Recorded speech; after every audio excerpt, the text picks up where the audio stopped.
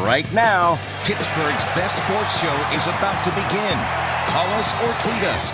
We've got things to talk about on the Nightly Sports Call. Good evening, everybody. Welcome to the Allegheny Health Network Nightly Sports Call. I'm Josh Taylor, in tonight for Rich Walsh. He is on his way to State College to watch Pitt and Penn State, and then he's headed to Cleveland for Steelers and Browns, so a busy weekend of football.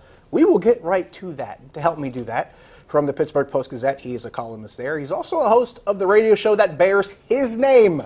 Paul Zeise joins me right now. Paul, we'll start simple.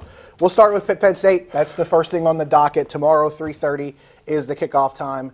And we're looking at two different elements. You're looking at a Penn State team that's coming off of a drubbing of Akron 52-0 at home. And then Pitt, who goes to overtime, has to edge out Youngstown State. But if you look at last season, Penn State had a pretty handy one in their first game.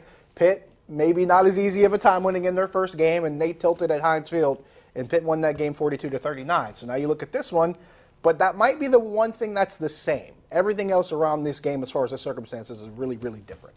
Well, yeah, and I think Penn State is the more experienced team, obviously. They're picked to, maybe even win the Big Ten and get to the playoff.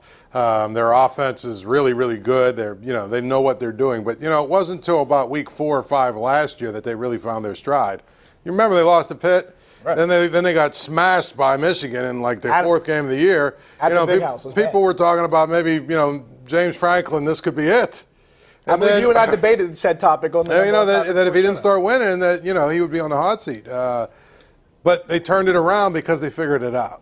And that's usually when you've got a lot of young players like Penn State did last year. First-year quarterback. You know what I mean? They had a first-year quarterback. They had a bunch of new guys on the line. They had a bunch of new receivers. I mean, they just had a bunch of really young players. But you kind of knew once they figured it out, they were going to be a pretty good football team, and they were by the end. And so I think that's where Pitt is this year. They had, 9 new players on defense last week? That sounds right. So you've got, young guys looking around for guidance on the field, and it's other young guys saying, well, I don't know what, you know what I mean? So they probably will play a better game this week than they did last week, just because last week, was their first game. Right. I just think, Pitt is a team you're going to have to wait probably 4 weeks before you really start to see, especially – they got Penn State, then they got Oklahoma State, then they got Georgia Tech. Oklahoma State. 3 ridiculous offenses. Oklahoma State, who, by the way, is lighting up South Alabama for watching that game. I think it'll be a tough spot for Pitt tomorrow, just because they've still got, a lot of young players. The guys getting kicked off the team and the guys getting suspended, all that stuff. If you add in all those players, then you've got enough players that have some experience that are out there to help the other guys. That could have been difference makers in this game. Exactly. I really believe if you have Quentin Wirgenis and Jordan Whitehead last week, probably a different game. Probably ends like 35-7 or something. And if you have both guys in this game tomorrow, maybe it looks more like maybe Jordan Whitehead makes a Ryan Lewis type play. Maybe Wirgenis makes one of those plays that Pitt's defense made during the course of last year. And more importantly, you got Quentin Wirgenis and Jordan Whitehead on the field to tell, get everyone lined up, help them where, okay, that also this is the situation. Let's make sure we got the right calls, all on the same page. They didn't have those two guys last week, and they're not going to have them this week, and they're not going to have them next week, and they're going to have Wirgenis probably for the entire season. So, you look at it, it's just a work in progress. It's going to be a tough spot, I think, for Pitt.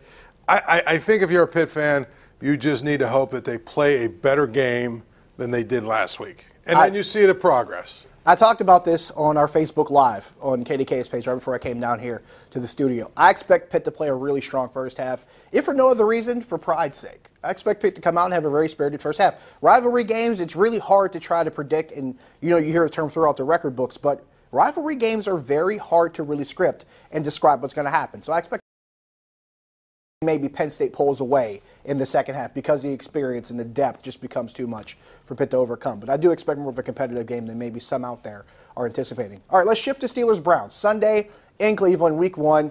You had the entire offense back together. You got the Killer Bees back. First time on the field together since November of 2015. But this offense is fully there. The offensive line is healthy. Ben Roethlisberger looks about as good as he's going to look at this particular stage in his career. So you have to feel good about that going into Cleveland.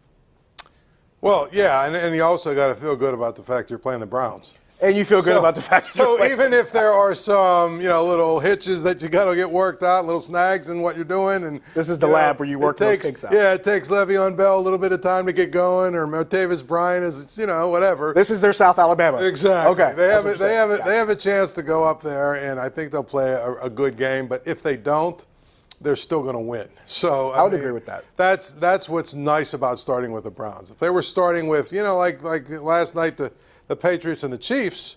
Wow. There's no margin for error for either of those teams in week one because they're both good teams, and obviously the Chiefs took it to them. And I imagine we'll get some calls about the Chiefs in New England as well. In the meantime, we'll take a break. We'll take your phone calls. 412-575-2600 is the number on the Bordas and Bordas hotline. Also taking your tweets at Josh Taylor HD. So we'll answer tweets, we'll answer phone calls. We'll do all that when we come back. Stick around.